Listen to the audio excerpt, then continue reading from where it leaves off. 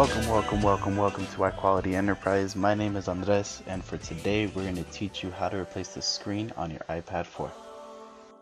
First, you're going to need double-sided adhesive tape if your replacement does not include it. You're going to need a heat gun or a hair dryer, a heat gun preferably, some suction cups, playing cards or plastic picks, one Phillips head screwdriver, some plastic prying tools, one metal prying tool, and the last thing is a cotton cloth. Before we get started on the repair, we gotta watch out for some areas so that we don't cause damage to our iPad. First, we gotta watch out for this blue line right here, which is the cable that connects the home button to the logic board. Make sure that you don't stick your prying tool in too far. The next area is gonna be the entire left side of the iPad. You're gonna watch out because this area has the cables for our LCD screen as well as our digitizer. So we're not going to touch it until the very end, until we have to open our iPad. This purple square is where the Wi-Fi antenna is going to be. The Wi-Fi antenna is held down to the screen with extra adhesive. So before we open our iPad, we want to make sure that the two are separated, and that when we are separating it, that we're not too aggressive and rip the antenna. The last area is going to be where the volume buttons are. It's pretty hard to damage this area, but just watch out just in case. With all these four areas, you want to make sure that you're lifting up on the metal frame in between the digitizer with your prying tools, and that you're not going in too far. First, we need to soften up the adhesive with our heat gun. Warm up the perimeter of the digitizer and make it to where it is warm to touch but not too hot to touch, because this could cause damage to our LCD screen. On the right bottom corner, get a suction cup and a plastic pry tool. Stick the pry tool underneath the digitizer, and then once you get it open with a playing card, put it on the corner so that the adhesive doesn't attach. This is where the Wi-Fi antenna is, so be careful when you're sticking in your prying tool. Now we're going to go to the right corner of the iPad. This is the same process. We're just going to get our pry tool and gently go underneath the digitizer and work our way up. Remember to watch out for the volume buttons. If you're feeling resistance, give it a little bit more heat, and once you got that side open, we're going to put a card there just to hold it. When the right side is free, we're going to flip it around, and now we're going to work on the top. Skip over the camera when you're prying the screen up, because we don't need to touch it since we don't want to cause damage to the camera, and there's no adhesive anyways. If your digitizer has a lot more cracks than what ours does right now, it's important to wear eyewear because sometimes the glass can fly up into your face and you don't want to get that in your eye. That's no bueno. Skip over the camera and now open the other side of the digitizer. Once that side of the adhesive is separated, we're going to put a playing card, and now we can start to open the iPad. Add some heat to the bottom, and we only have one more corner to open.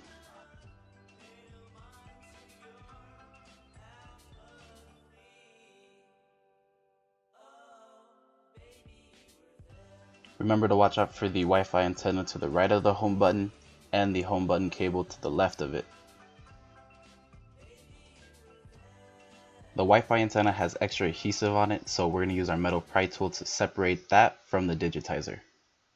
Remember to also keep prying on the metal frame of the iPad and not the LCD.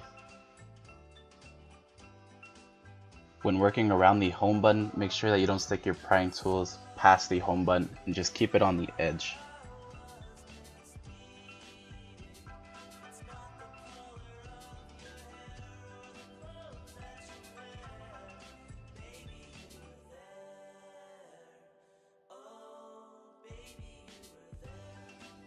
Now that all the adhesive is separated, we're going to open the iPad like a book. But before we do that, we're going to heat up the edges just one more time.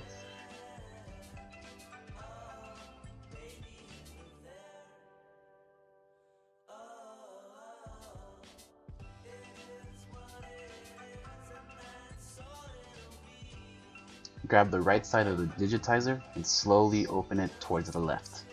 But make sure it doesn't go past a 90-degree angle.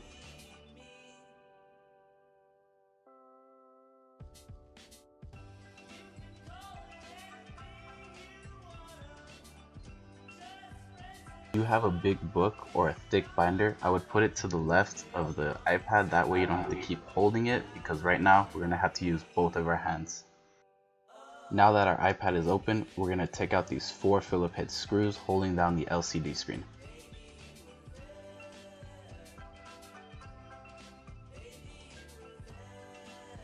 Same thing as a digitizer, lift it up but not past a 90-degree angle. We have one latch to disconnect in order to take out the LCD from the iPad. So get a plastic pry tool and lift up gently on the latch and make sure that it's facing vertically.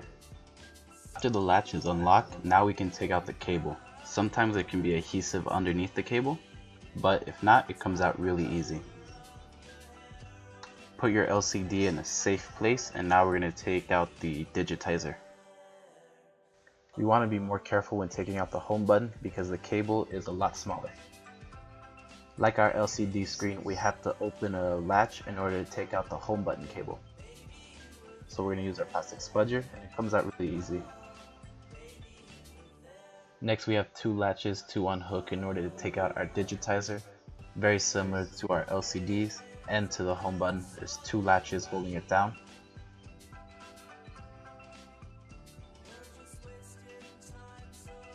If your replacement screen does not come with a home button attached to it, we're going to have to move it over. So first what we're going to do is turn it around. We're going to take off the copper contact points, followed by the home button. You don't really have to exchange home buttons, but we did it anyways just in case. Next we grabbed our Phillips head screwdriver and we're going to do the exact same thing. We're taking off the metal contact points for the home button.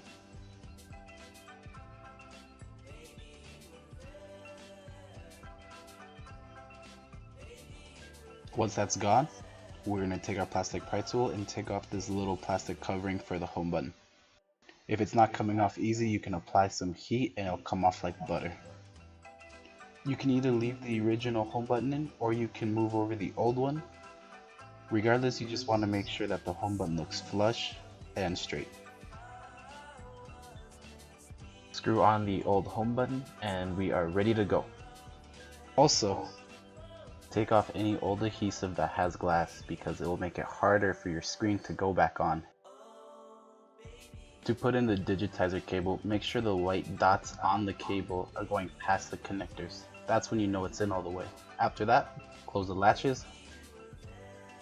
Gently push down on the latches until you hear a snap or until it's completely horizontal.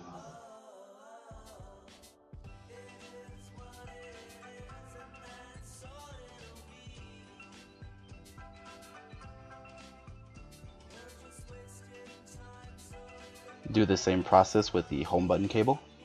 If you're having a harder time putting back the home button cable, you can always use tweezers to help you out. To reconnect the LCD screen, we're going to put the cable back into the connector and make sure that the white little dots are going past the connector. To finish, all we have to do is close down the hatch and then we can lay down the LCD screen.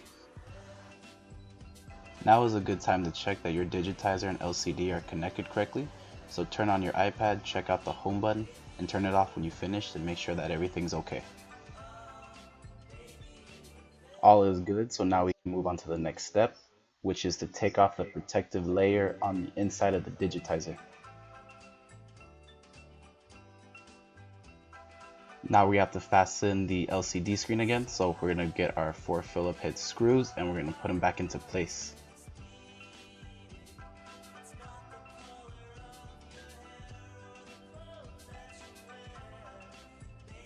After, take out the adhesive so now we can lay down the digitizer. If your replacement did not come with pre-attached adhesive, you can always go to a Radio Shack and ask for some double-sided adhesive tape.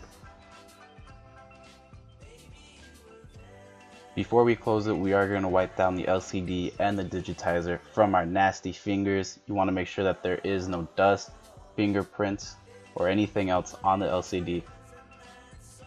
Start by lining up the screen with the frame of the iPad and work your way from the left to the right.